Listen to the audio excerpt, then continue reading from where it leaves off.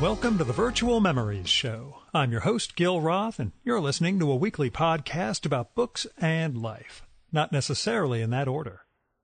You can subscribe to the Virtual Memories Show on iTunes, or use our RSS feed with your favorite podcatcher. You can find the RSS feed on our websites, vmspod.com or chimeraobscura.com/vm. We're also on Twitter, Instagram, and SoundCloud at VMSPod, on Facebook at facebook.com/Virtual Memories Show, on Tumblr at virtualmemoriespodcast.tumblr.com, and on YouTube, where you can just search out Virtual Memories Show and find a whole bunch of past episodes. You can support this podcast and get access to exclusive content with a recurring monthly donation via Patreon. Just visit patreon.com/VMSPod and set up your level of support. Every week you'll get new material from our patron-only blog, and you'll also get to listen to my quarterly bonus podcast, Fear of a Square Planet, which features extra material from our guests and is only available to supporters of the show. So visit patreon.com/VMSPod or paypal.me/VMSPod and help me continue to produce smart conversation about books, art, comics, and culture every week at the Virtual Memories Show. So, over the weekend, my wife asked, "So, where are you going this week?" And it took me a few moments before I realized the answer was nowhere.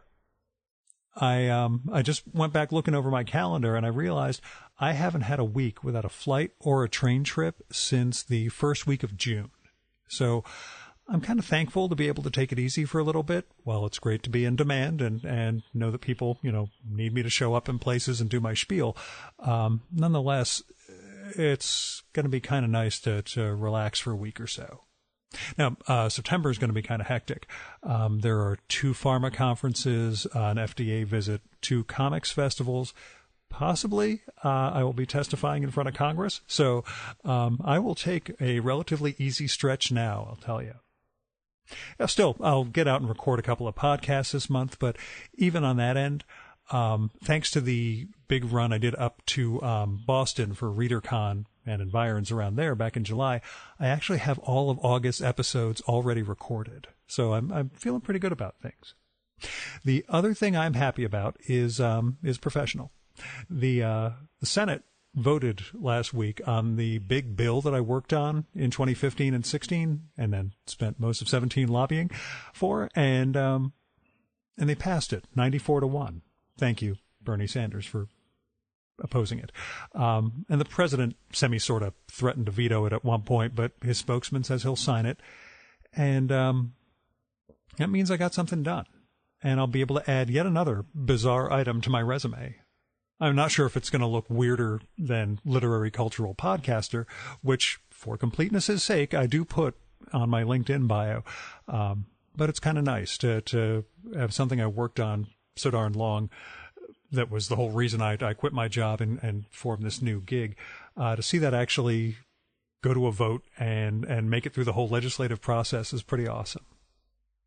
Anyway, that's just me and the oddball life that I lead. Now, this week's show, weirdly, is actually with a kindred spirit in that respect. Not in the terms of the pharmaceutical stuff, but in terms of balancing a business world, day job, and something really, well, you'll see.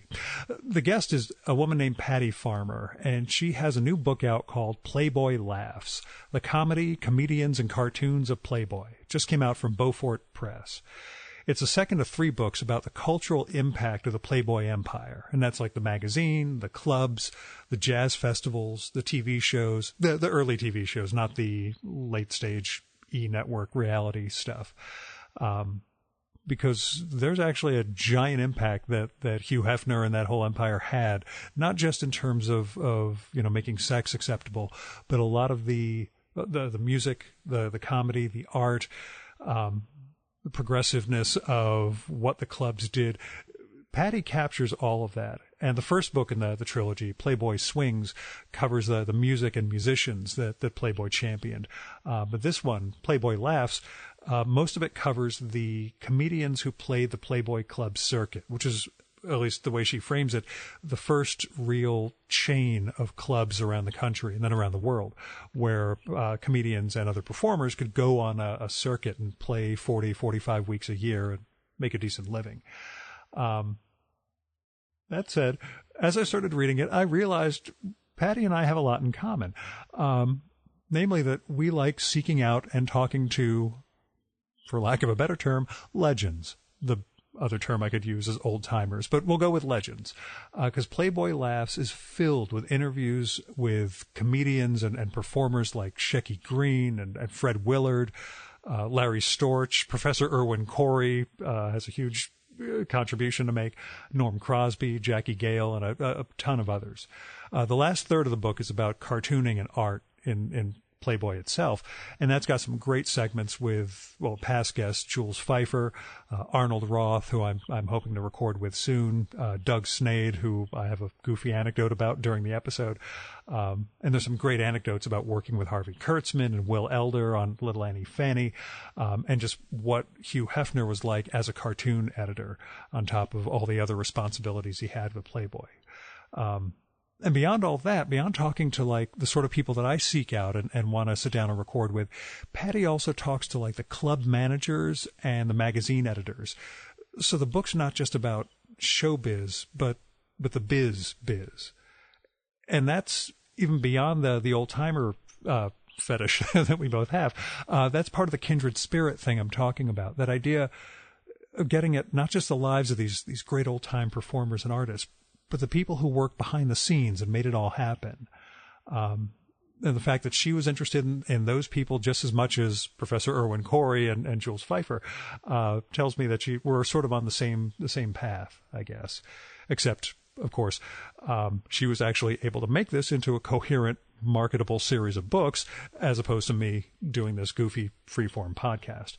But that business sense of hers is also an important part of the conversation and about who she is. And you're going to hear that in a minute. Anyway, Playboy Laughs is a blast. And if you're interested in entertainment and culture in the era of Playboy's heyday, and that's really the 50s, 60s, rolling into the 70s, you're going to love this book. Now, here's Patty's bio. Author and historian Patty Farmer is a businesswoman and former model, and is acknowledged as a leading expert on the comedians, music, particularly jazz, entertainment, and entertainers of Playboy. In her current book, Playboy Laughs, she chronicles, through hundreds of personal interviews, the careers and personalities of the country's comic community. Terry Teachout, in a review for the Wall Street Journal, states, quote, Patty Farmer goes a long way toward answering the question of how jazz and Playboy acquired its cultural cachet. Patty's followed the entertainment industry as an avid fan and archivist all her life, and has spent the last decade writing about some of our most significant cultural institutions and personalities. And now, the Virtual Memories conversation with Patty Farmer.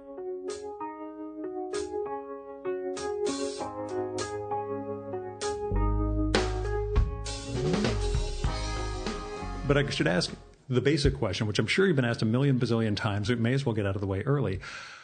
Your Playboy connection. What prompted Playboy Swings, Playboy Laughs, and the third book? What is your affinity? I'm an entertainment historian, and I just kept hearing about Playboy. You know, Gil, to tell you the truth, I did not consciously say they were a great entertainment format and go after them. But I kept hearing them, you know, and I've interviewed Patty Page and Leslie Gore and Diane Carroll and Shecky Greene and all these folks. And in their interviews, they'll say, you know, I started out at Playboy. I was doing the Playboy circuit.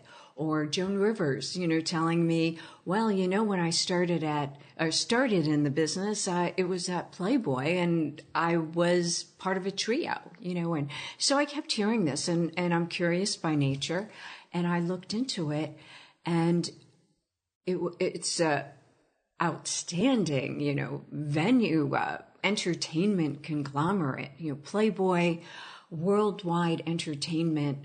The magazine, the TV shows, the jazz festivals, the Playboy clubs. But people haven't really focused on that. You know, you say Playboy, and the first thing people think about are bunnies and centerfolds. Yeah. And there's been nothing written about the great entertainers that started there, that worked there their whole lives, or that got a break there. So, you know, I like to give my readers something new. And this was just, I asked myself, you know, why hasn't anybody else written like this? As you know, it doesn't even fit into one book. You know, I had to break it up into music and comedy and writing. So that was my Playboy connection. And, you know, through it all, Hugh Hefner opened up his archives eventually, not initially, to me. So I did the research, you know, the mortar and building blocks of any history, found the dates and facts and what happened when, but then I did hundreds of interviews and went to the people that were actually there. The headliners, the big names, as well as people you haven't ever heard about, but who Playboy gave a job to. You know, they worked the circuit 50 weeks out of the year, and they got a paycheck doing what they loved. And I grew up with a European/Israeli father who subscribed to Playboy since I was a little kid, and we lived relatively close enough to Great Gorge, to the resort, that my parents would actually take me there. As a 5 or 6 year old, seeing, you know, the women walking by in the bunny costumes probably warped me in a certain direction at a very young age. But in fact, I asked my mother before this, before we got together here, what she remembers, or who she remembers going to see at the Playboy Club, because I was hoping to be a Steve and Edie story, but unfortunately it was Marilyn McCoo and Billy Davis Jr. was the one show she remembers. No comedy, but at least she saw some music there. My father remembers something very different from the clubs. I did get to talk to Steven for Playboy Swings, and he remembers it fondly. Yeah. At what point did it segment into the three major topics for you? The music, the comedy, and then the sort of intellectual or art pursuit? Yeah, pretty early on, you know, I realized to do it justice, you know, I really just could not cover it in one book. You know, it would be 1,200 pages, and plus my publisher said, you know, I'm not publishing 1,200 That'll pages. Do it. So, yeah. And that did it. And it was more organized that way. You know, I talked to the singers, you know, which was the gamut. You know, you mentioned a couple, and there was also like Ike and Tina, but then there was Marlene Dietrich and Mitzi Gaynor, and, you know, on, Frida Payne and Gloria Gaynor. And people always ask me who was my favorite, or who performed at the Playboy clubs, whether they were singers or comedians. And I tell them, you know, I'd have an easier time telling you who didn't perform there. Right. And that's really, you had the gamut. You had Jack Jones and Al Jarreau and all these people that did go on to become household names. But as I said before, you have a lot of comedians and singers that really kind of just languished at a certain level and didn't do anything else. Show business. Yeah. You know, exactly. It's still work. It did. And Jerry Van Dyke summed it up for me. He said, Playboy gave us a stage to work out, you know, our timing and what worked with an audience, and just how to perform and how to get better until we could move up to the next level. Reps are insanely important. It's one of the things I picked up from doing this for 5 years now, because I listen back to the early ones and I'm a disaster. But you realize when you do something with a sense of repetition like that, you start to pick up on those, except for my jokes, which never go anywhere. Nice. Oh, that was polite. I appreciate it. What did you get better at in terms of doing these interviews? What did you start to learn to either to avoid or to make sure you could get out of a guest? Just keeping people kind of on topic. Yeah. And again, knowing when to let them run, even if they're going off topic a little bit. It kind of makes me think of what else I can do with the information they're giving me, you know, gives me ideas for another book at that very moment. Like Diane Carroll, you know, if she's going off in a tangent about something else, I always think I can use it down the road. How long did it take to get Hefner to open up? I can tell you exactly. I approached them the beginning of the project, and introduced myself, told them what I was doing. And I thought they'd be tickled and delighted and just say, great, what do you want to know? Sit down with Hef anytime you want. But it took about a year. About a year, they were very polite, and they said, well, keep us informed. We had a meeting, invited me to the mansion. I met Dick Rosenzweig, who is really running things over there. And we had lunch. We had private lunch in the dining room. They had a menu printed up for me and everything. And again, they said, just keep us updated, and sent me on my way. One of the happiest moments was about a year later when I picked up the telephone, and it was Steve Martinez. And he said, Mr. Hefner asked me to call you. I am his personal archivist, and you're invited to go through the archives and come work anytime you would like in the archives. And I was like, doing my happy dance, definitely. So it took them in later on, because I've been doing this now for about 4 years with Playboy. They told me that they get almost 100 inquiries a day. Did you ever find out why they took you seriously? I kept them up to date. Okay. I was just a very you showed professional, that persistence? Yeah. Right. Not even a bugging them, just a professional, organized way. I let them know what I was doing, who I was talking to, and who my publisher was, and really that they knew I was serious. Mm-hmm. So. And have you gotten Hef to sit down to talk? Oh yeah. Okay. Absolutely. Because it's not officially, he's not quoted in this one. I wasn't sure right. if he's... You should read Swings. Okay, he's a source. Yeah. Okay. Because I'd wondered if that's the... No, I have, and I'm not saying I was ever included in the inner circle, but I'm advanced enough that I get invited for movie nights on occasion. So I've been there for quite a few movie nights and dinner, and, I got to know Keith Hefner quite well before he passed, unfortunately. As we were discussing, that's the perils of the job we have, is making friends.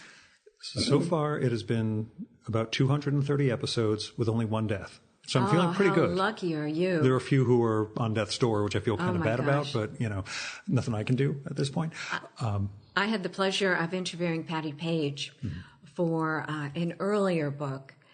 So I do become friends with these great people and keep up the conversation, so to speak. And I take it very hard when I lose them. I've lost Patty, I lost Celeste Holmes, Polly Bergen, Andy Williams, Al Jarreau, all these great performers who, again, just drives home the point of how hard I take my job, or how seriously I take my job, that there's been nothing written about them in Playboy, and them in a lot of other things. In the course of talking about Playboy, of course, we talk about other things. Al Jarreau, how he started out. It was really as part of a duo, Al and Julio. Who knew that? Right.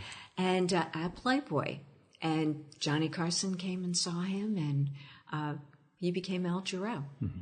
Who was your near miss? Who were you hoping to get, but who passed away before you had a chance? Not, like a Richard Pryor, but somebody relatively recent. There were a few, and you know what? Their names elude me right now. Yeah, I'm sure you'll suddenly blurt one out in the middle of that. And it kind of keeps my nose to the grindstone, because no one's going to be here forever. Everybody's not Professor Irwin Corey, who hangs around till 102.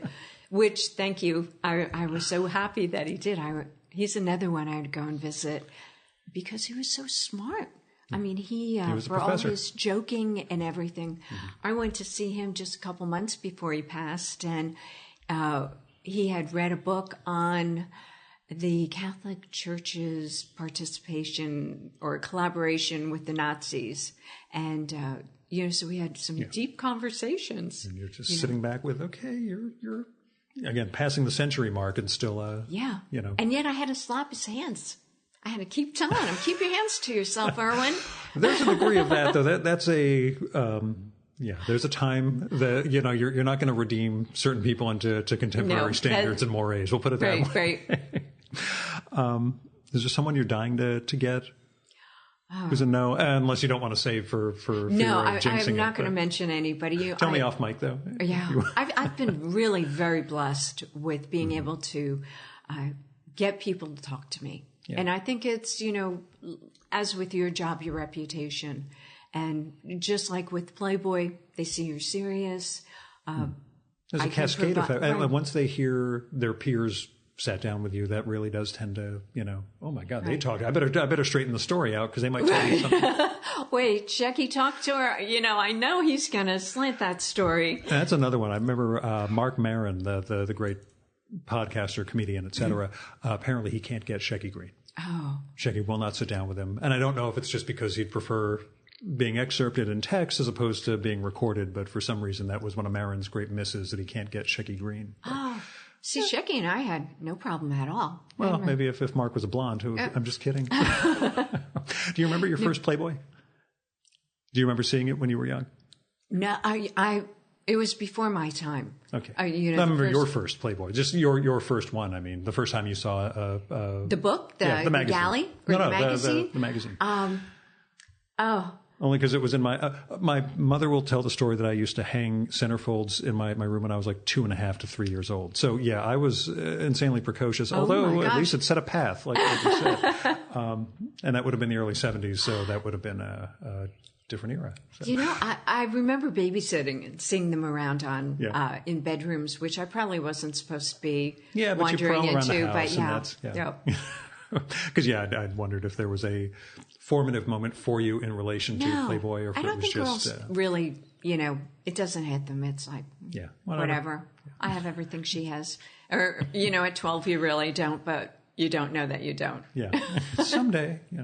So tell me about your background as a historian and a writer. Like, where did you come up leading up to this? My background's really as a businesswoman, and then the recession of 2007 hit, and things came to a stop. They didn't even slow down; they just stopped. Yeah, and there were no meetings to be had. My life was very busy with business, either talking to partners about doing a deal, or working on a condo conversion, or doing something, and it just overnight stopped. And I don't do well when I'm bored, and I'm very curious. And I started wandering around the plaza because I thought that was fascinating. It was being promoted a lot because right at that year, 2007, they were celebrating their 100th birthday. And so it was on my mind a lot. And I found out it had a nightclub, and I had never heard of the nightclub before. And I went to the management and asked if I could rummage through their archives. And they looked at me like I had green hair, and they said, "We don't have archives," which for a 100-year-old historic building, I found that amazing. And, I said to them, I said, Marilyn Monroe's been here, the Beatles, movies have been made here, and you had this wonderful nightclub. And they said, we also had a lot of owners. Conrad Hilton owned it. When he left, he took what he wanted. Someone else you might be familiar with, Ivana and President Donald Trump owned it at one time, and they walked away with a lot of photos and things that they were entitled to walk away with, but left an incomplete record. Exactly. Yeah. So I just started putting together the history, and the more I found, the more I wanted to find. And then after I had the history, like I do with all of my books, I went to the performers, and the first one I went to was Leslie Gore. And I could not find an agent or a contact for her. So I wrote her a letter, a real old-fashioned letter. And I was in California, I'll remember this forever, in California on the 405 freeway. And a phone call came in, I picked it up, and they asked for me, and she said, "Hi, I'm Leslie Gore. You sent me a letter. When are you going to be in town? Let's get together for lunch." Because that's not an easy prank call to make, so you had to take that seriously, I figure. Exactly. Yeah. I said, "Hum a few bars for me here." No. But, and that really started it. And I enjoyed doing that. I enjoyed hearing from the performers what it was like, and I found out my readers like that oral history. Of course, I could tell them that exact same story and say, what I learned from Leslie was X, Y, and Z. She was 16 years old and blah, blah, blah. But I think they enjoy hearing it in her words. So I include all the oral histories that I can. So I guess my meta question is then, where did that archiving impulse begin for you? That need to search for this stuff? Have you found this is why I like to look into the roots of things? That's just my warped little brain. I'm a creative wannabe. And oh yeah, this is easier than actually writing. I always tell people I'm a failure as a writer, but I get to do this and make art out of it. So yeah. Well, I can write too. So, my talents are really in the business sector, but I took those talents, organization, and cognitive thinking, and just applied it to what I wanted to do. I want to be up there on stage. I want to be the singer, but I know I can't. So it's the next best thing. And I was born out of my era. And in my household, we didn't watch TV a lot, but my mother watched it when, nobody else was around. So I watched her TV shows, The Thin Man and Humphrey Bogart and Sabrina and all these wonderful movies that I thought was what life was like. I thought, I'd grow up and wear a beautiful gown every night and get my hair coiffed and go to a lovely supper club and solve murders and things. Right, exactly. And see Marge Champion and Gower, dance around. And it wasn't like that. But so the next best thing is sitting down with Marge and having her tell me what it was like. Where'd you grow up? Pennsylvania. Okay. I was born in Pennsylvania, grew up in New Jersey. Okay, rural or close to city? Allentown. Okay. Allentown. So right it was, at that time it was rural. Yeah. And then New Jersey was the burbs to that. Yeah. I'm 25 miles from here in the city, but only 25 miles away, but wooded, deer, bear, wild turkey, and all that stuff. So, which is a nice balance, isn't it? You can see the skyline from my town. You can get to this little mountain, you see the entire New York City thing, and it's there. I can get there if I need to, but, nice and quiet. So I have to strike that sort of balance. And now you split your time among... California and New York. Okay. Overseas. Understood. Yeah. Because, I still live in the house I grew up in. So, I never really escaped. Yeah, see, people always put that face. I'm like, really? You never left? No, it was kind of a wonder, wow. It's America. Everybody's mobile except me. I do this instead so I can step into another world for a minute and then not have to commit. There's a long, deep-rooted psychological thing about this, I'm sure. But to get to the joke I say about, being a failed writer and therefore, I get to make something like this. The second half of the book, of the new book, Playboy Laughs, where you interview the cartoonists that Playboy published, it would seem that Hefner had the same thing, that he couldn't quite make it as a cartoonist, but he was the greatest cartoon editor around. In his mind, anyway. Yeah, well. Well, he... As you just said, he wanted to be a cartoonist before he ever thought about publishing a men's magazine. He thought he'd make a living drawing cartoons. And from the time he was a young boy, he used to even journal, with cartoons of himself. He nicknamed himself Hep, and he was this cool swinging, kid. And he... 1951 actually published a comic book, or he didn't publish, but it was published, 74-page comic book about Chicago. And I've seen it. I actually own a copy. He was good. He just wasn't good enough to compete with the other great cartoonists of the day. You had guys like Harvey Kurtzman like that out there, who he eventually became the boss of. But right, Jack Cole and Shel Silverstein and all these people. And I think that was one of Hefner's genius things that he did, was always getting the very best people in everything, in entertainment, in management, in editing, in cartooning. I mean, he went directly to the top. Yeah. And what does he have to lose? They could say no, but nobody said no. I mean, it was Playboy. It was cool. It was hip. It was sophisticated. Even Ian Fleming became a buddy of his and wrote for the magazine.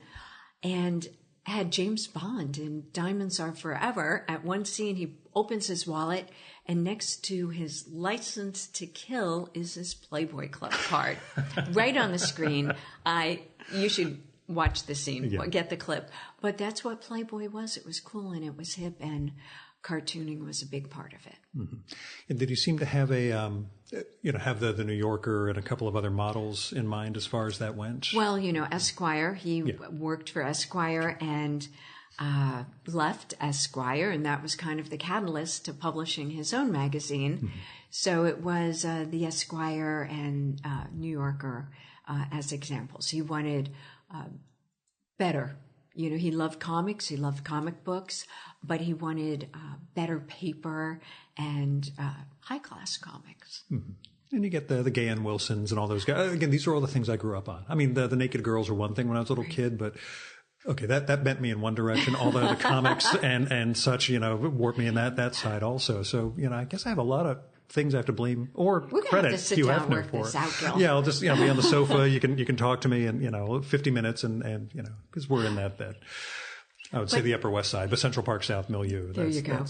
But I mean, people like Doug Sneed and Jules Pfeiffer. I mean, these were all great guys, talented men, and anytime they could get into Playboy magazine, they worked it. I met Doug at the Toronto Comic Arts Festival a couple of years ago, so I was gratified when I read your anecdote with him from a few years earlier at TCAF, as it's known, because he also drew my wife in the copy of his book that we got and made her a bit more endowed than in real life. But yeah, I also told her that, be thankful because he could otherwise refer you to Hugh Hefner and get you into Playboy, as it's a really fun book, especially the cartooning anecdotes, everyone.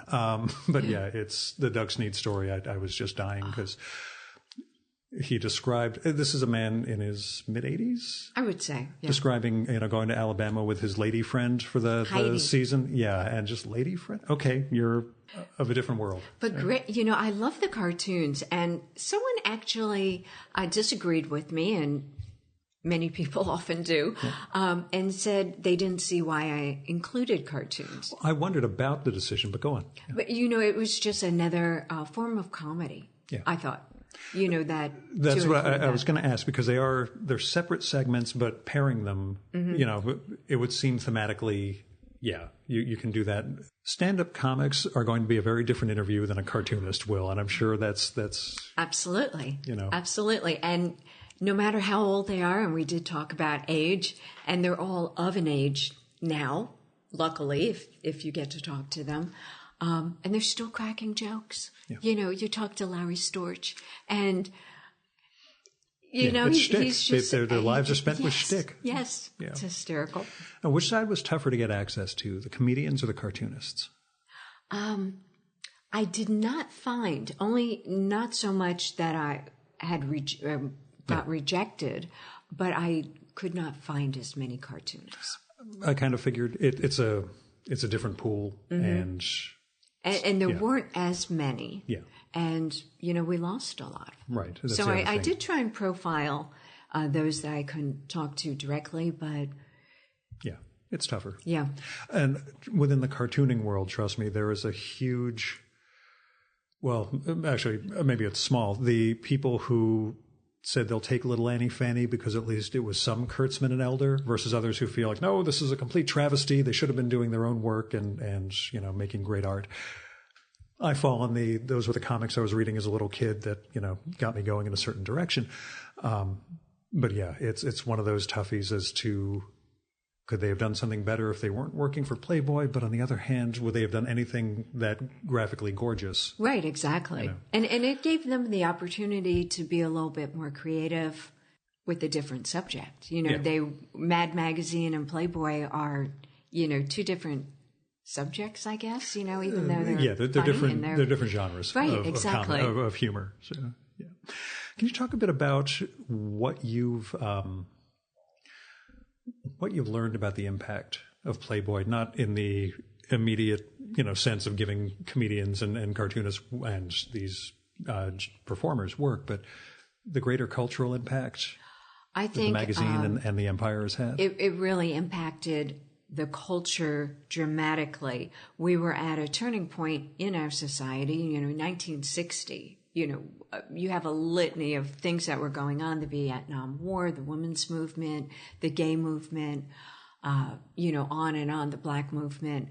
And Playboy championed, all these causes. I'm sure you and everyone else knows that Hugh Hefner is a great campaigner for First Amendment rights.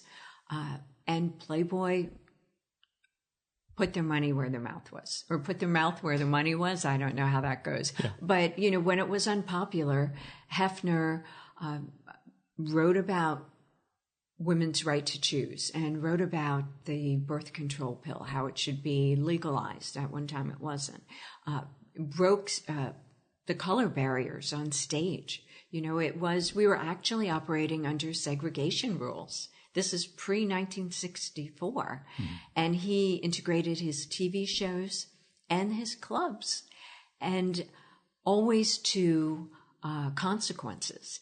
And I think he was genuinely surprised every time there was a consequence to pay. If it was TV show and he had Nat King Cole on talking to a white woman, and sponsors and networks threatened to cancel and pull out advertising, he said, let them do what they need to do, and I'll do what I need to do. It was never something that Hef said, let's do it, even though I believe in it, let's do it, and we'll play it up and get all the publicity we can. Yeah. He always just did it, and there were consequences to pay, whether it was, like I said, integrating the TV shows. He also integrated the audience as well as the stage for the jazz festivals.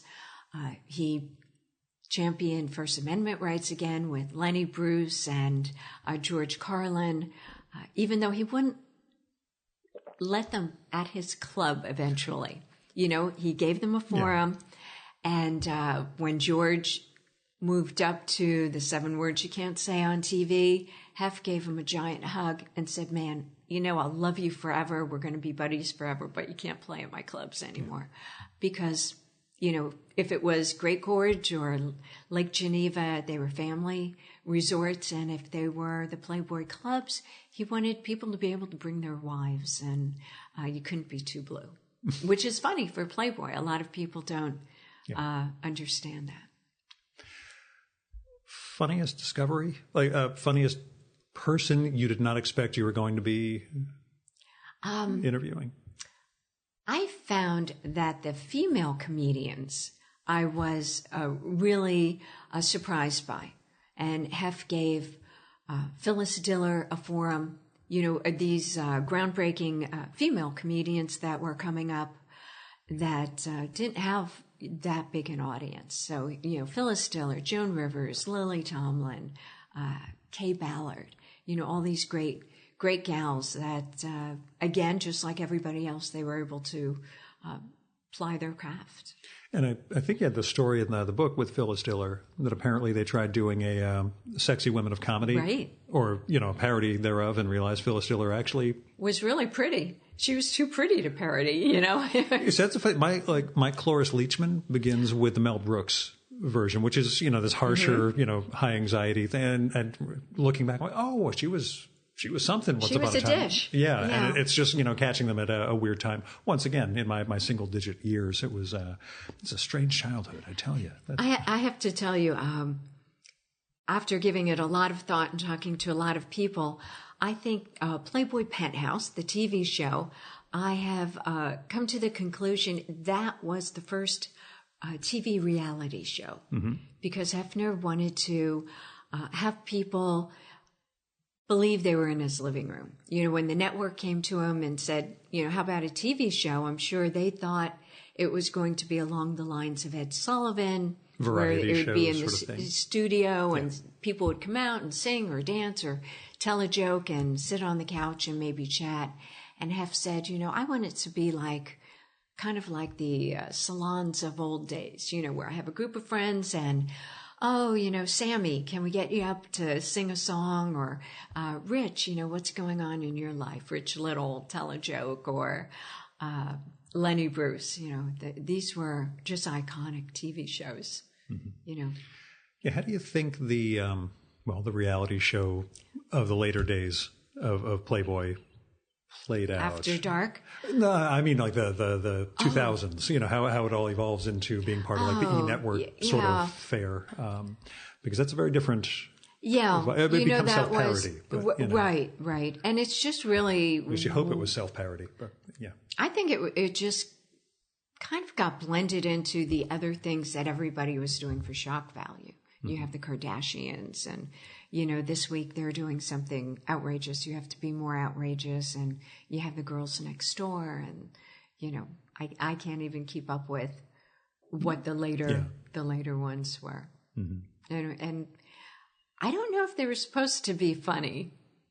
I think they were supposed to be more like, I don't know what, reality. But that's what I wonder what the intent was. Hefner in his pajamas with these, 20-something-year-olds, even though he's married to a 30-year-old. I don't, it's closer to age appropriate. Yeah. Yeah, only 60 years difference. But that's but yeah, I'd wondered in terms of the impact on the culture overall, and then seeing the culture catch up and exceed. Right. Actually, I think one of the big cultural influences Playboy had, and it's almost too obvious to mention, but he made sex acceptable.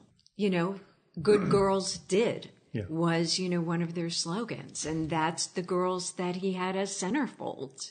Even if they had to make up a story where, she was a secretary or school teacher or, babysitter or whatever. He never had the strippers and the pole dancers as centerfolds. That's what he was selling. He made sex almost wholesome, heaven forbid. Yeah, and that's sort of what I was wondering in terms of the cultural impact. I used to... Howard Stern was my marker, I guess, along those lines. I first heard him when I was 12 years old.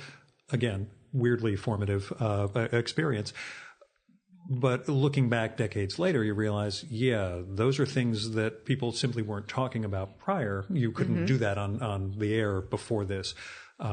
But what your book really brought out to me was that realization of, there are many aspects of the culture that Hugh Hefner and Playboy laid out before Howard Stern gets there, that we don't quite realize before him and before that magazine didn't exist. Right. And he made, here we are talking about sex, quite a few decades later, but even so, casually. And back in the 60s, people didn't even talk about it, and to suggest that it was okay to have sex before you were married and, have a magazine that told men how to behave, how to be suave and sophisticated, not just how to get laid, the whole experience, the records and, the bar setup and fine china and a good meal, a nice movie and, just instructions. It was a Bible of sorts. Yeah. It makes, for a lifestyle. Yeah, it puts me in mind of when I was doing my Bruce J. Friedman episode a few years ago. He used to be an editor a few tiers below at the men's magazines, the True Confession type things, and Weasels Ripped My Flesh, the sort of manly action things, and you could see the aspiration they had to we're not going to be Playboy or Esquire, but we can be the working guys version of this. But it's a very different world, I guess, in that respect. And made it cool. Yeah. Dick Gregory told me you took any opportunity you had to flash that Playboy key. You went to pick up your dry cleaning and, you flipped out a card and you go, oh, that's my Playboy Club card. I didn't mean to give that to you. I'm so sorry. I'm embarrassed. But it was cool. It was sophisticated. It was new. Mm-hmm. Is there an era you wish you'd lived in? The 50s. Okay. I just want to make sure it was like that particular one versus, parts of it. I'm such an independent woman, but I love the clothes and the styling and the manners. We have no manners. Nobody's even taught manners nowadays, so it's not even a conscious decision not to open that door. Nobody knows that they should. Mm-hmm. Were you a Mad Men fan, by the way, or not? Yes. Okay. I enjoyed it. I really did. I assumed, but, I figured later era, but still. They also mentioned Playboy. True. And there's Lane has the girlfriend in the Playboy Right. Club, and which was integrated also, which brings us all full circle. How tough was the research, by the way? In terms of the archives, was it organized in a way you could work in, or was there there's a very different organizing principle than I would do if I was doing this? No, it was very organized. Yeah. And I have to tell you, Hugh Hefner put me, as far as archives, in the mind of Barbra Streisand. Because from the time they were both young, they both knew they were going to be stars. And whereas Barbra Streisand, I have people in the industry that were friends with the family, and they tell me they would go to backyard barbecues and they'd be swimming, and you would have this little brownie camera taking pictures of everybody. And Barbara at 12 would say, I'm going to be famous. You can't take a picture of me because I don't want any bad pictures circulating. And Hugh Hefner saved every single thing from forever. Every single piece of paper, because he knew he was going to be an important man and people would want to pour through these archives. So that was what made it hard. It was organized, but there was so much information. I mean, it's a room as big as this room, crammed. Very organized, all in binders. Personal archivist keeps it up to date because even as we speak, he's probably in today's mail getting more articles written or interviews or what have you. But it was a lot to pour through. The biggest thing that made you just plots in the archives? The holy crap moment? There was everything. There were a lot of, holy ass moments because there was nothing, I don't know. I think if it was my life, I would have edited, the worms out of there, but everything was included, and again, being willing to put it all out there instead of trying to be this puritanical, no, I didn't say this or this. Right, or there wasn't ever a picture of that, but there is a picture of that. Yeah. What in his upbringing do you think accounts for the phenomenon, I guess, the becoming the person he became? Well, Hef will tell you that it was his parents. They were very strict, and he said he always felt loved, but was never shown. His parents never hugged him, never kissed him, never said, I love you. It was never that touchy-feely thing. So both he and Keith, who were very close in age and were best friends, Keith passed away, I think last year, they wanted something. They wanted that warmth, and that just kind of turned him towards, loving relationships and girls. Somehow it turned it that way. And he is a genius. He's a certifiable genius.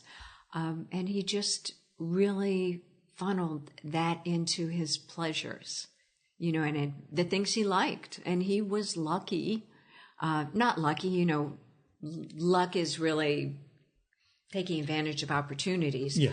But that was his early upbringing, was very regimented and strict.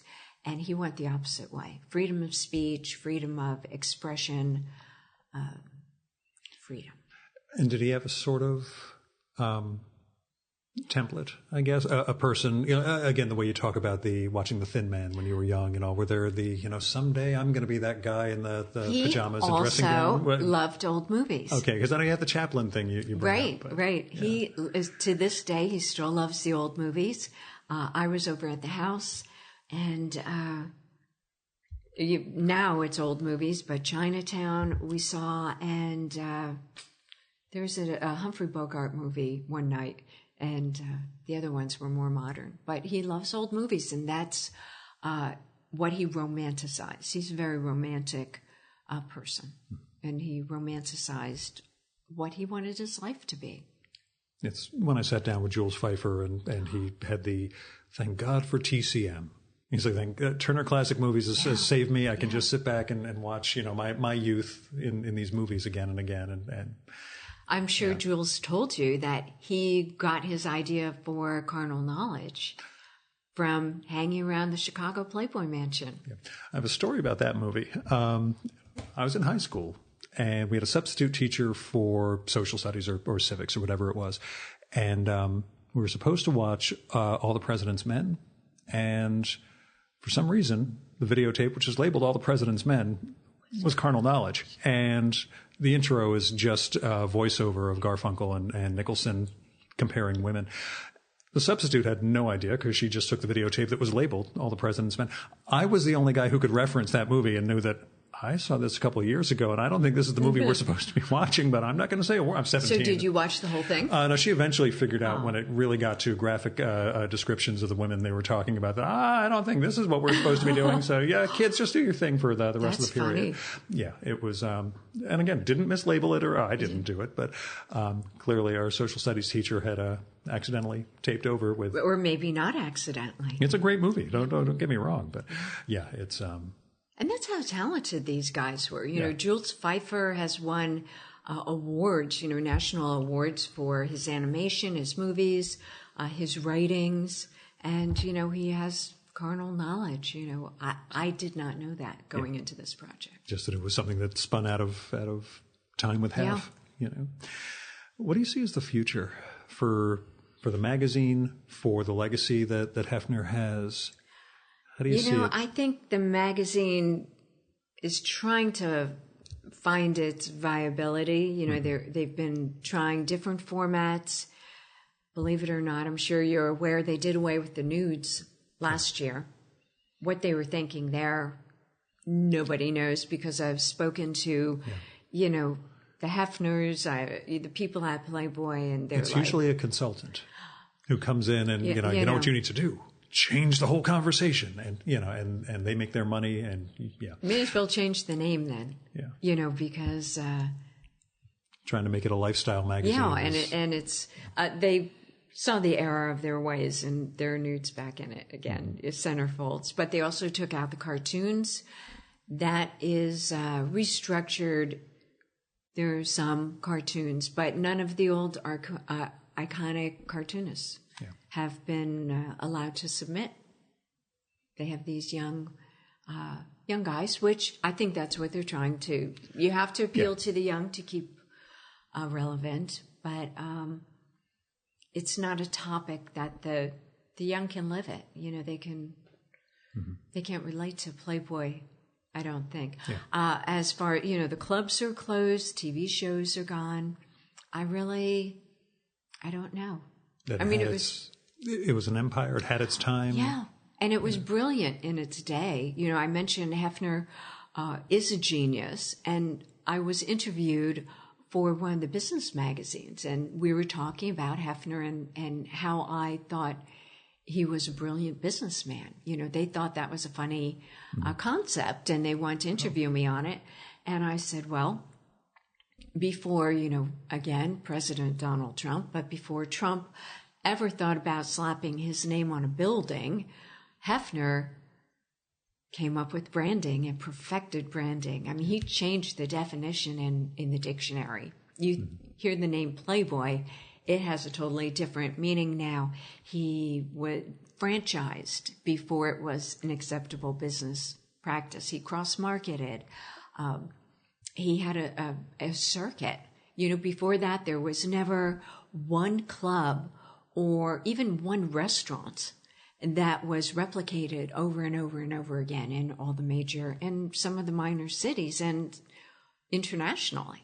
So Hefner was really brilliant in doing these things, but I don't see that much of a future. I don't see, once Hef's gone, the mansion's been sold. I don't see really where it will go. You think largely a casualty of being able to find naked girls on the internet? I do. I mean, I know think the clubs, I think that was a structural change with entertainment overall, but, Right, and they've tried new management, a couple of new presidents, and they've gone into porn, on TV, Yeah. trying to, keep the brand alive that way, kind of an updated Playboy, they have that. Licensing, I think that's their biggest asset right now it can really be a race to the bottom. Right. But Asia loves the license, Yeah. And they sell it for a very high premium. Playboy does. Yeah.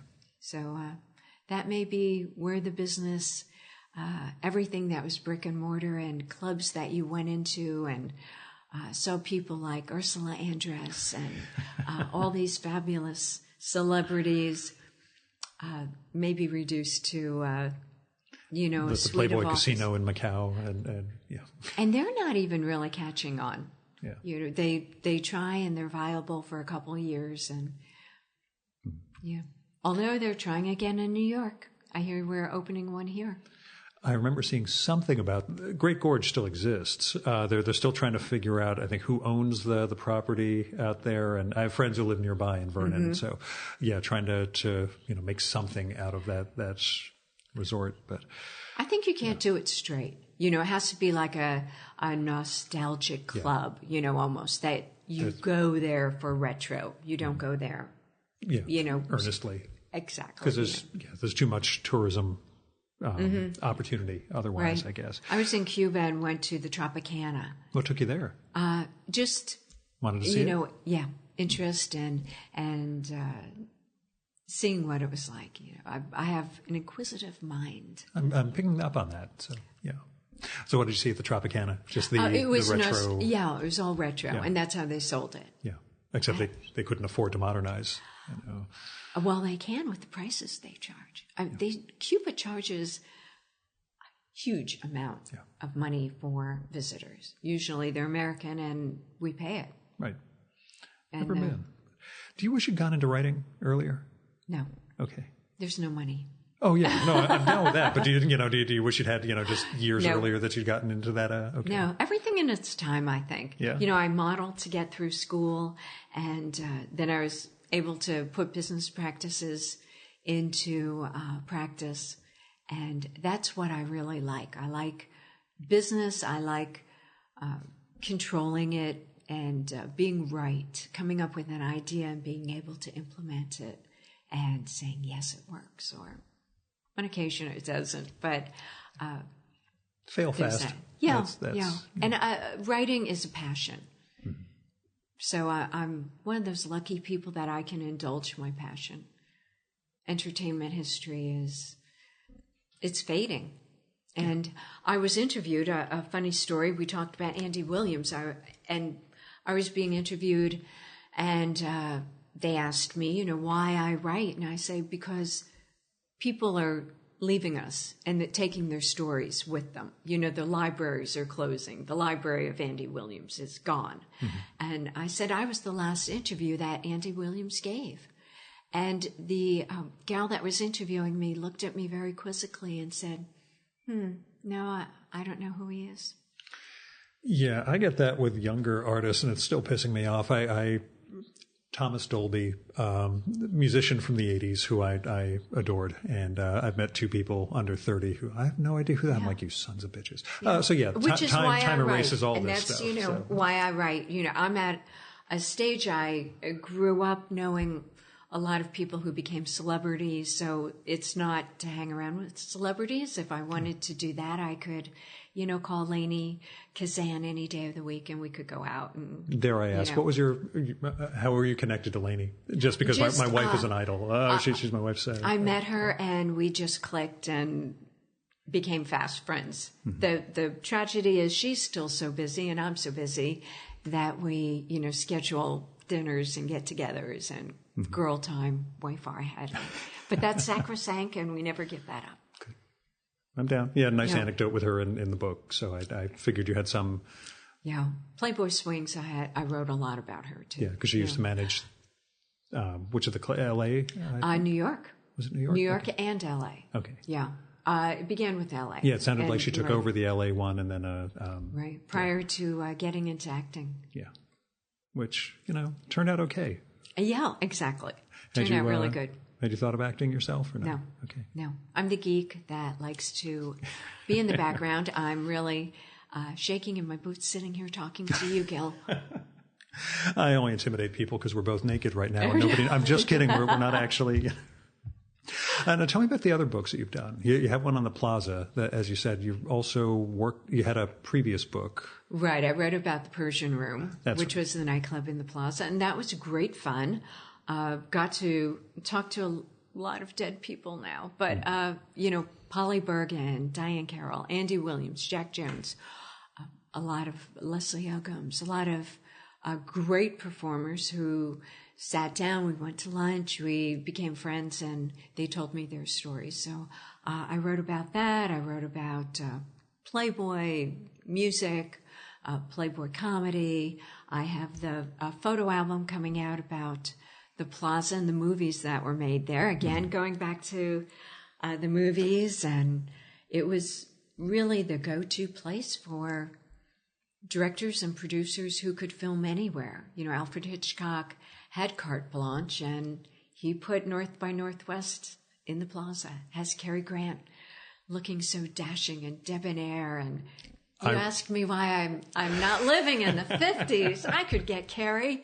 And Martin Landau, just yes. as like a side Yes. villain in the movie. Looking like I was meeting with my in my day job, I know, and that was the third guy who came up in this conversation. We were having lunch in the steak room and Scotch sort of world down in Washington for my day job, and my lead lobbyist guy that I work with down there, we bond over a lot of non-work related stuff. So he immediately asked me top 3 Hitchcock movies. I'm not a huge Hitchcock fan, but the first thing I said, it's got to be North by Northwest. It's like, thank you. Okay, that's good. So we had another moment of connecting with every guy my size, shape, etc. has the Cary Grant, model is. Yeah, I could never look that good. That's and that easy. Either that or you go, yeah, I look that good. Yeah, we always pretend. Well, the other line I told him, when I binged through Mad Men, I had the January Jones really has that Grace Kelly thing, and then Rear Window was on TCM a couple of weeks ago, and I realized no, she didn't have anything remotely. No. Yeah. Wasn't she fabulous? Best Grace Kelly. Yeah. What was it? High Society or? I'm a Rear Window guy as those things go. But yeah, it's a big Hitchcock night tonight on TCM, by the way. And, you listeners won't get this, but it's North by Northwest, Vertigo, Psycho, and The Birds all tonight. So if you're sitting around bored because there's nothing to do here in New York. Heavens, no. Summer night, no. But I asked Neil Simon, why did you name it the Plaza Suites? Why was it not the Waldorf Suites or the Ritz Suites? New York, if it had to be a New York hotel, has its share of iconic. And he just looked at me and said, I never thought of it being any other name. Yeah. And that kind of really says it all. Mm-hmm. Last question, the next book. I'm still in Playboy. Yeah, the third Playboy book. So it's going to be about the writers, mm-hmm. The short stories and the editorials and the interviews. All of it was, again, great writing, great ideas by Hef. He had the interviews conducted by... Was he the guy who came up with the interviewer for the Klansman? Yes, okay. Alex Haley. Yeah, because the Klansman didn't want one of those Jew writers coming, and so he sent Jew, Alex Haley instead. As a Jew writer, I can get away with that. Yeah. But wasn't that brilliant? And he always had, great writers interview great artists. So I think that's rounds out Playboy. And then I have a lot of other things noodling around in my head. A lot of iconic nightclubs I want to explore, the Copacabana and any place that had girls wearing fruit on their heads, and great comedy and great singers and people like Frank Sinatra, Bobby Rydell, all these great people there. New York or LA for you? And I know both cities have changed. One's a city, the other's You're asking LA, me to pick among the kids. California has the beach, and I can put on my sweats and go to work out at 5 o'clock in the morning and still have them on at 5 o'clock in the afternoon, and nobody looks at me funny. But They're all looking at you funny, you know. I know, I don't blame them either. But I think I appreciate each one because I know I can leave. You know, I get the hurly-burly of New York and staying up till 2 o'clock in the morning and, you know, just seeing every cultural event going on and every great jazz club and Broadway show, and then knowing I think I need a couple weeks in California and just take my poodles and run on the beach.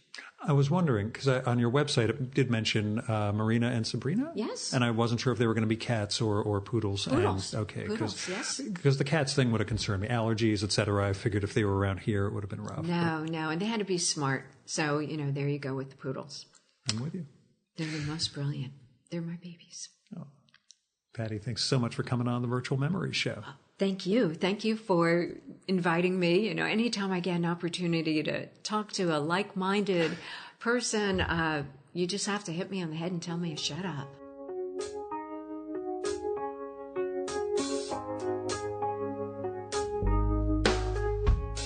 And that was Patty Farmer. Her brand new book is Playboy Laughs, the comedy, comedians, and cartoons of Playboy, from Beaufort Press. It's got a ton of fun stories, and they do sneak out past the Playboy halo into the broader history of showbiz. So even if you're not specifically Playboy interested, you're going to find a lot of neat stories there. I want to check out her previous book, Playboy Swings, sometime, and I'm looking forward to the concluding book about the writers and interviewers at the magazine, because I'm a literary snob, as you guys know. And when we got together, also, I checked out her other new book, Starring the Plaza, which is coming out later this month and looks like a hoot. Now, you can find out more about Playboy Laughs and all of Patty's work at patty-farmer.com. That's patty-farmer.com. She's also on Twitter at patty@theplaza.